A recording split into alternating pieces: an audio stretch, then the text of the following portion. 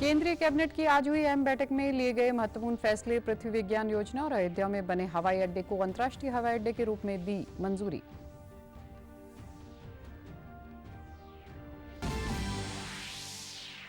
केंद्रीय राज्य मंत्री देवसिंह चौहान और सोम प्रकाश ने चंडीगढ़ में किया उप डाकघर का शिलान्यास। सुकन्या समृद्धि के लाभार्थियों को पासबुक की वितरित।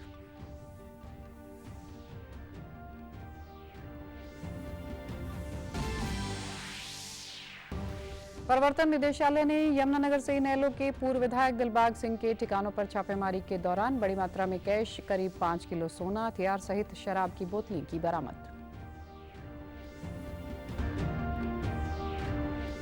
और मुख्य सचिव ने नूंह में विकसित भारत संकल्प यात्रा का लिया जायजा। कहा 2 जनवरी तक 32 लाख से अधिक लोगों ने यात्रा में की भागीदारी। 7 लाख से ज्यादा के बने आयुष्मान भारत कार्ड।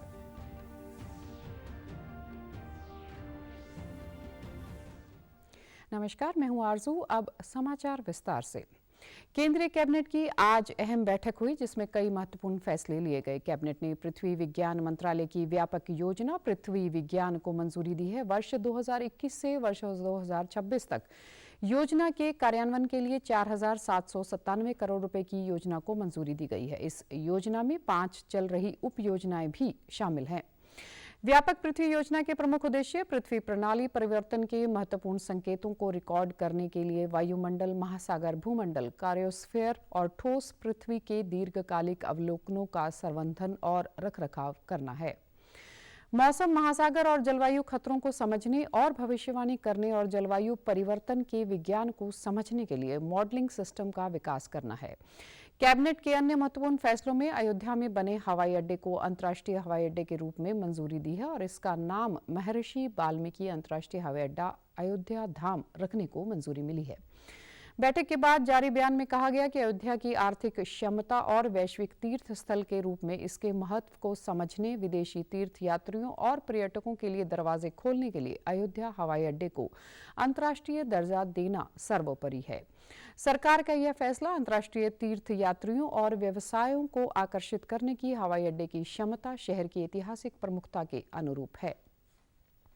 प्रवर्तन निदेशालय ने यमुनानगर से इनेलो के पूर्व विधायक दिलबाग सिंह के ठिकानों पर छापेमारी के दौरान बड़ी मात्रा में कैश बरामद किया है। इसमें दिलबाग सिंह और दूसरे आरोपियों के ठिकानों से 5 करोड़ रुपए कैश, 4 से 5 किलो सोना, हथियार, 300 गोलियां और 100 लीटर से ज्यादा शराब की बोतलें बरामद की गई हैं। 100 लीटर से ज्यादा शराब की बोतलें बरामद की गई हैं। ये छापेमारी कल अवैध खनन मामले में की गई थी जो आज भी जारी है। इससे पहले कल ईडी ने सोनीपत से कांग्रेस विधायक सुरेंद्र पवार, करनाल में भाजपा नेता मनोज वधवा, फरीदाबाद से सुशील कुमार ओझा के ठिकानों पर भी छापेमारी की थी। करनाल में मनोज वधवा के घर पर ईडी की आज भी कार्रवाई जारी रही। हालांकि ईडी के अधिकारियों ने अभी तक मनोज के यहां से किसी तरह की बरामदगी का खुलासा नहीं किया है। केंद्रीय संचार राज्य मंत्री देवसिंह चौहान और केंद्रीय वाणिज्य और उद्योग राज्य मंत्री सोम प्रकाश ने आज सेक्टर 23 में उप डाकघर का शिलान्यास किया। इस वित्त वर्ष में 45,000 खाते खोले जा चुके हैं। केंद्रीय राज्य मंत्री देवसिंह चौहान ने बच्चियों को सुकन्या समृद्धि पासबुक प्रदान करते हुए कहा कि प्रधानमंत्री नरेंद्र मोदी के नेतृत्व में डाक विभाग की नवाचार के माध्यम से नागरिक आधारित सेवाओं को कोने कोने तक पहुंचाने के अपने लक्ष्य को रूपांतरित कर नियंत्रण से आगे बढ़ रहा है। डाक विभाग देश के अंतिम छोर तक अपनी विश्वसनीय सेवाएं देता है। हम सब जानते हैं कि डाक विभाग ने अपने आप को पूरी तरह से ट्रांसफॉर्म किया है। पहले ये था, गाने भी वैसे आया था, डाकिया डाक लाया। हम भी ऐसे ही गाने सुन के बड़े हुए हैं कि डाकिया डाक लाया। लेकिन अब डाकिया केवल डाक नहीं लाया है, डाकिया बैंक भी है, डाकिया इंश्योरेंस भी लाया है। डाकिया यहाँ तक कि ऐसा कोई सेक्टर नहीं है फाइनेंशियल इंक्लूजन से लेकर हमारे अमृत महोत्सव में जो आदरणीय प्रधानमंत्री जिसे अमृत स्तंभ कहते हैं, वो चाहे वो युवाओं की बात हो, चाहे नारी शक्ति की सशक्तिकरण की बात हो, चाहे किसान की बात हो या गरीब कल्याण की बात हो, ये चारों अमृत स्तंभ को सशक्तिकरण की दिशा में अंतिम छोर पे, लास्ट माइल अगर कोई सेवा देता है तो हमारा पोस्टल विभाग। वहीं इस दौरान केंद्रीय राज्य मंत्री सोम प्रकाश ने कहा कि समय के साथ साथ डाक विभाग ने अपनी सेवाओं का विस्तार किया है। डाकघरों को आधुनिक बनाया जा रहा है, जिससे लोगों को लाभ मिलेगा। आज विभाग डाक के अलावा अन्य सेवाएं भी उपलब्ध करवा रहे हैं, चाहे प्रसाद हो, पासपोर्ट हो, गंगाजल हो या वित्तीय सेवा। डाक विभाग देश में महिला सशक्तिकरण के कार्य में भी योगदान दे रहा है। आज सेक्टर 23 के इस पोस्ट ऑफिस का फाउंडेशन डे, इसमें मुझे शामिल होकर बहुत खुशी हो रही है। सेक्टर 23 मेरा बहुत लंबे समय से मैं इसमें रहता रहा हूँ। जब भी कोई काम कहा, कोई ट्रेन की बात की हो, कोई पोस्ट ऑफिस की बात की हो, टावर लगाने की बात की हो, सभी के सभी काम इन्होंने मेरे किए हैं। मुख्य सचिव संजीव कौशल ने आज नूंह में चल रही विकसित भारत संकल्प यात्रा का गांव सालाहेड़ी में पहुंचकर जायजा लिया। लघु सचिवालय में बैठक के दौरान उन्होंने कहा कि मैं देखने आया था कि प्रबंध कैसा है, कितने लोग इस यात्रा का लाभ उठा रहे हैं और उन्हें कैसी जानकारी दी जा रही है। मैं समझता हूं कि इससे इम्प्रूवमेंट होगी। उन्होंने बताया कि डॉक्टर मरीजों की जांच कर उन्हें परामर्श देने के साथ साथ दवाएं दे रहे हैं। लोगों की सुविधा के लिए आधार कार्ड तथा परिवार पहचान पत्र अपग्रेड किए जा रहे हैं। यहां अलग अलग विभागों के करीब 25 स्टॉल लगाए गए हैं। मुख्य सचिव ने अधिकारियों से बैठक के बाद घासेड़ा पीएचसी, बागवानी विभाग की स्कीम, रेवासन गांव में अमृत सरोवर योजना का भी दौरा किया।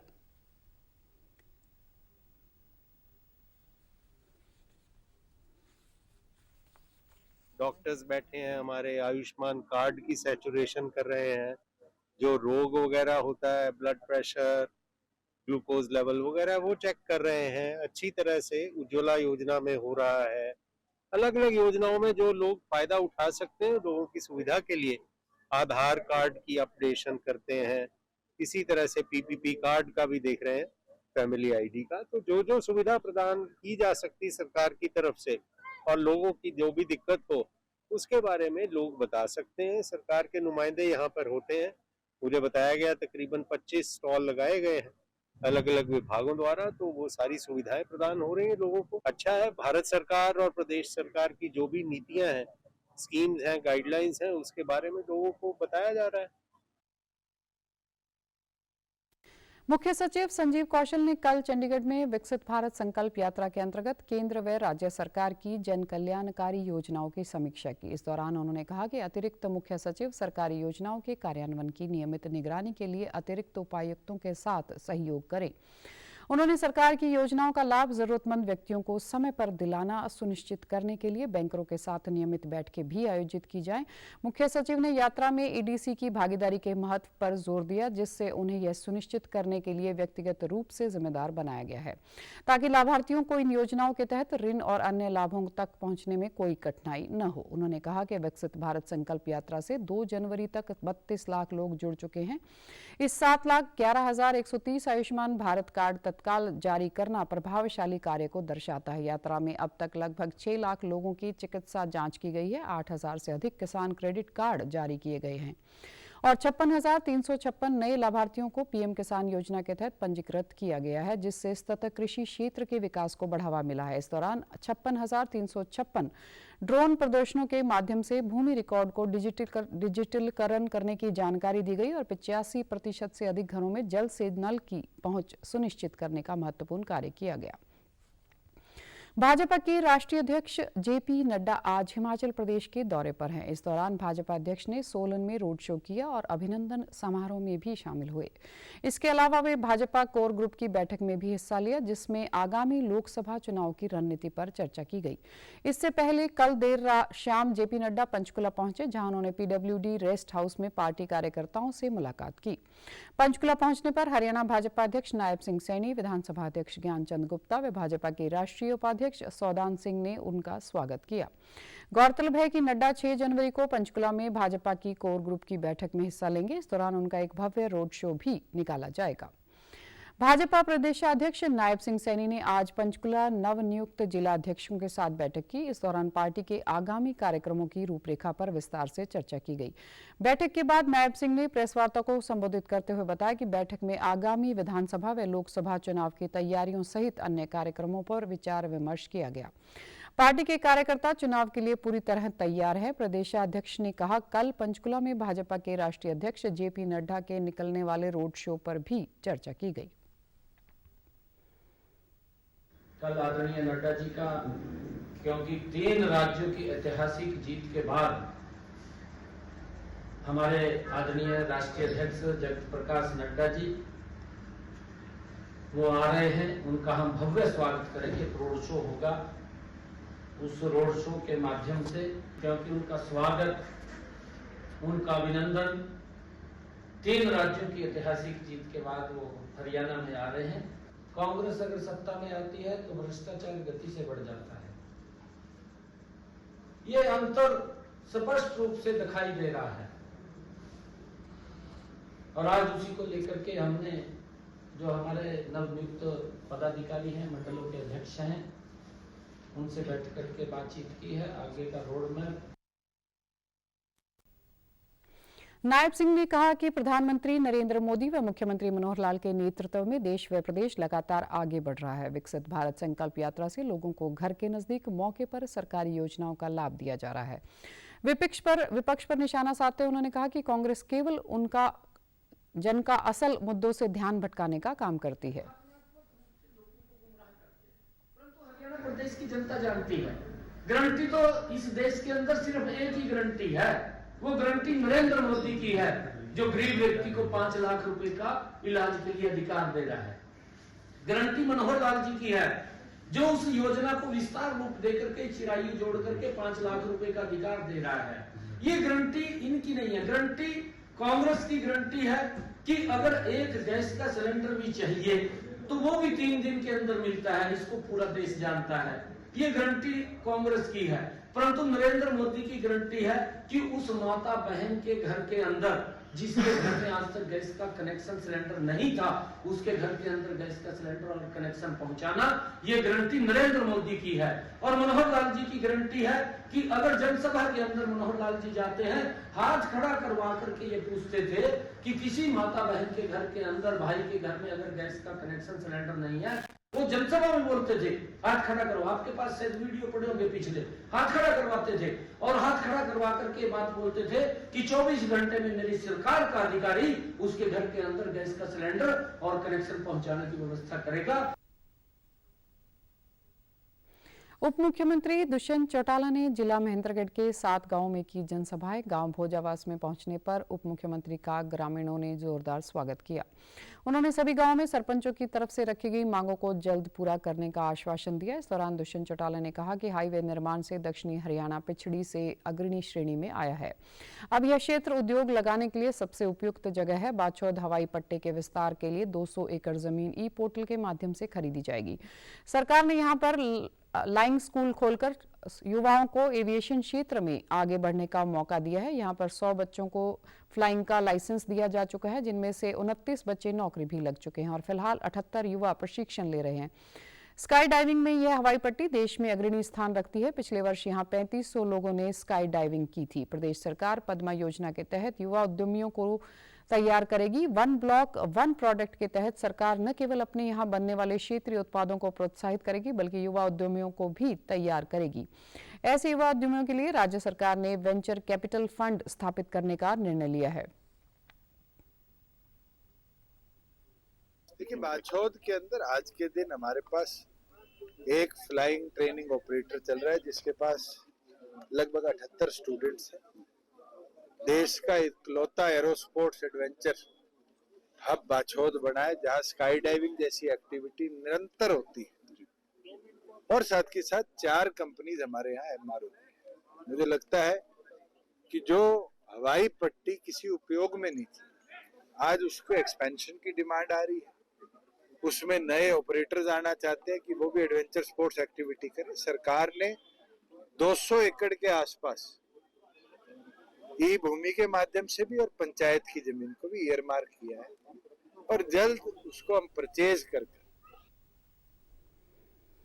उन्होंने कहा कि प्रदेश सरकार जनता की सोच के अनुरूप काम कर रही है। परिवार पहचान पत्र के माध्यम से सरकारी योजनाएं पारदर्शी तरीके से लागू की जा रही हैं। लगभग 600 सुविधाएं ऑनलाइन की गई हैं। पहले किसान फसल बेचने के बाद आढ़ती के चक्कर काटते थे, अब सीधे किसान के खाते में पोर्टल के माध्यम से पैसे भेजे जा रहे हैं।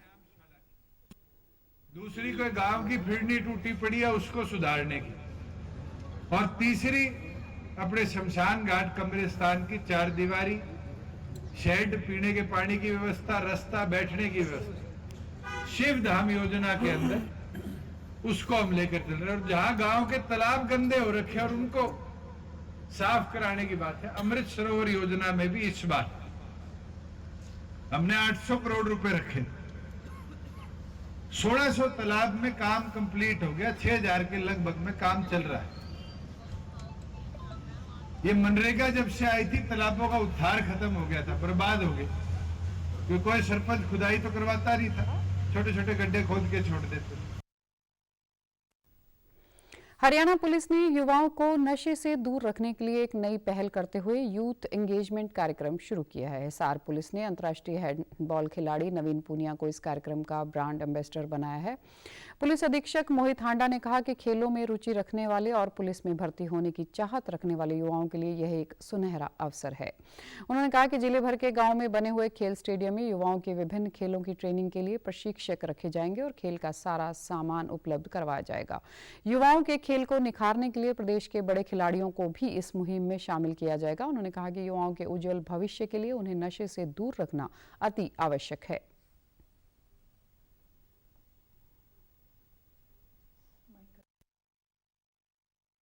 हरियाणा पुलिस द्वारा एक नया मुहिम शुरू किया गया है।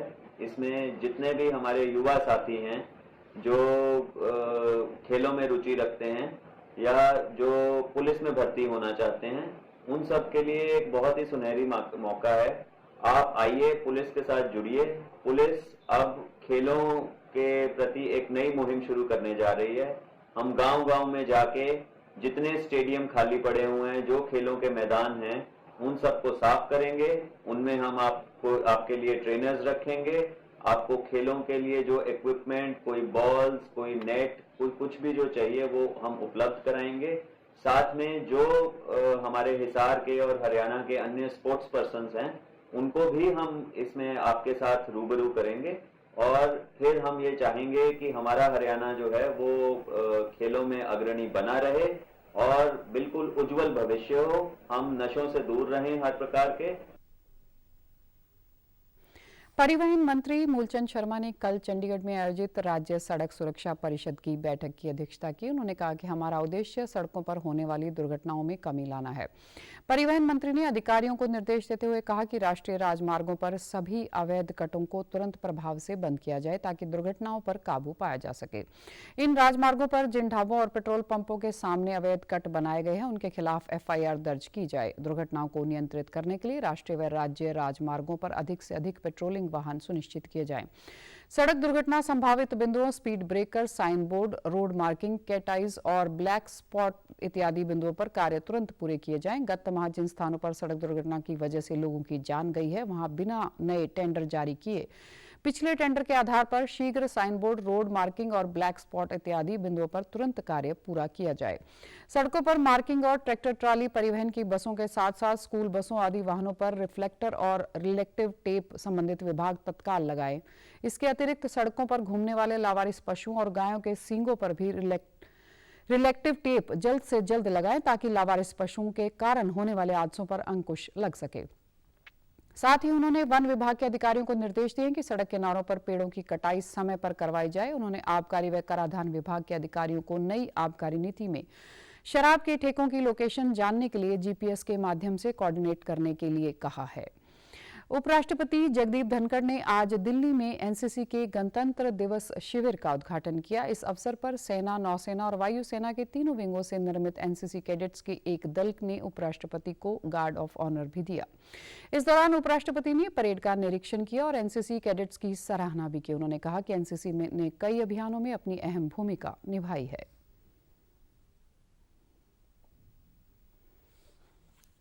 By your actions and conduct, you all exemplify unity in diversity. NCC ensures your organic growth as ambassadors for national awareness campaigns, fostering integration across cultural, religious, and geographical lines. Your participation with cadets from 25 countries mirrors India's recent G20 leadership guided by One Earth, One Family, One Future. Bharat की बढ़ती आर्थिक और रणनीतिक ताकत का लोहा चीन भी मानने लगा है। चीन के प्रमुख समाचार पत्र ग्लोबल टाइम्स के लेख में प्रधानमंत्री नरेंद्र मोदी के नेतृत्व में भारत की आर्थिक और विदेश नीति में सकारात्मक बदलाव की जमकर तारीफ की गई है। लेख के अनुसार प्रधानमंत्री मोदी के नेतृत्व में भारत की आर्थिक और विदेश नीति में सकारात्मक बदलाव देखने को मिला है। लेख में पिछले 4 वर्षों के दौरान भारत की उल्लेखनीय उपलब्धियों को रेखांकित किया गया है। साथ ही कहा गया है कि तेज आर्थिक और सामाजिक विकास के दम पर भारत रणनीतिक रूप से विश्वास से भरा हुआ है। लेख में पीएम मोदी के अमेरिका, जापान जैसी वैश्विक शक्तियों के साथ संबंधों को मजबूत करने पर प्रकाश डाला गया है। इसमें रूस यूक्रेन के संघर्ष के मुद्दे पर भारत के रुख को भी रेखांकित किया गया है। लेख में कहा गया है कि जब से प्रधानमंत्री नरेंद्र मोदी ने सत्ता संभाली है, उन्होंने अमेरिका, जापान, रूस व अन्य देशों तथा विविध क्षेत्रीय संगठनों के साथ भारत के संबंधों को बढ़ावा देने हेतु बहुस्तरीय जुड़ावली रणनीति की हिमायत की है। लेख के अनुसार भारत ने हमेशा स्वयं को विश्व शक्ति माना है। हालांकि 10 साल से भी कम समय में भारत ने अपनी नीति में बदलाव करते हुए बहुसंतुलन की बजाय बहुसहयोग की नीति को अपनाया है।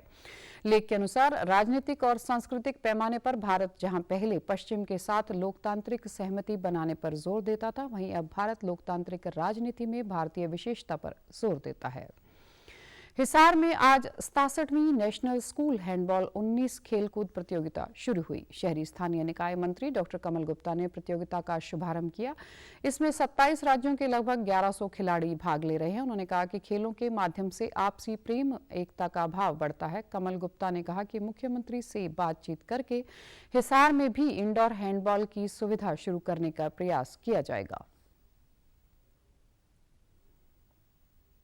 27 प्रदेशों से लोग, लगभग 1100 लोग यहाँ पर बच्चे आए और बड़ी ठंड का मौसम है। मैंने जो अधिकारीगण हैं, डीओ साहब हैं, एसडीएम साहब हैं, इनको कहा है कि इन बच्चों को कोई किसी तरह की कमी ना हो, कोई किसी तरह की दिक्कत ना हो। और खेल तो एक ऐसा साधन है जिससे आपस में प्यार बढ़ता है और एक दूसरे में एकता का, और इसमें न केवल बॉडी फिजिक की बल्कि दिमाग की भी एक्सरसाइज होती है कि किस तरह से बॉल पास करके और किस तरह से गोल में दागनी है। जिला शिक्षा अधिकारी कुलदीप सिहाग ने बताया कि प्रतियोगिता के लिए सुरक्षा की दृष्टि से नोडल अधिकारी नियुक्त किए गए हैं ताकि खिलाड़ियों को कोई परेशानी न हो। इसमें हमने अपनी तरफ से रहने की, खाने की, ठहरने की और विशेष रूप से सर्दी से बचाव की विशेष व्यवस्था की है।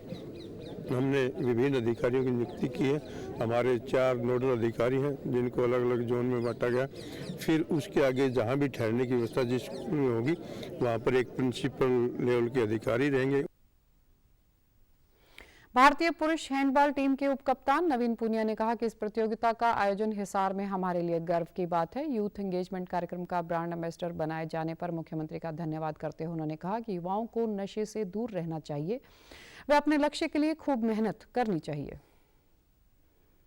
आजकल का युवा क्या है, नशे के प्रति बहुत ज़्यादा वो है, क्योंकि पहले पंजाब में था, अभी हरियाणा के अंदर नशा आ रहा है। तो मैं युवाओं को ये संदेश देना चाहता हूँ, भाई नशा करो परंतु मेहनत का करो, जुनून का करो, जिससे आपके प्रदेश का नाम, आपके देश का नाम ऊंचा हो। इस बार एशियन गेम में 100+ मेडल आए हैं, ये भी बहुत रिकॉर्ड था। और अगर आप इस मुहिम को लेकर चलोगे तो अगली बार हम 200 क्रॉस करेंगे। प्रतियोगिता में भाग लेने पहुंचे खिलाड़ियों ने खुशी जताते हुए कहा कि यहां सभी व्यवस्थाएं उपलब्ध हैं। हमें अपनी टीम के अच्छे प्रदर्शन की उम्मीद है और हम मेडल जीत कर ही आएंगे।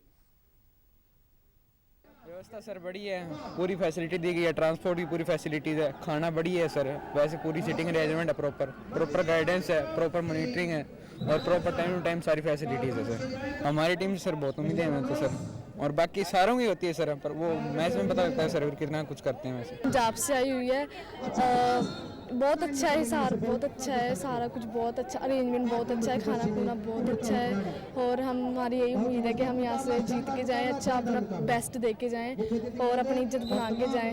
लास्ट टाइम अपना इतना आगे नहीं जा पाए थे, फाइनल तक नहीं पहुंच पाए थे। इस बार हमें पूरा जोश है कि हम फाइनल तक हमारी टीम जाएगी, कि हमारी टीम काफ़ी अच्छी है इस बार। काफ़ी टाइम बाद बहुत पहले हिसार आए थे स्टेट के लिए, अब नेशनल के लिए हिसार खिलाए, तो काफ़ी खुशी हो रही है कि काफ़ी आगे बढ़े हैं उसके लिए काफ़ी प्राउड हो रहा है।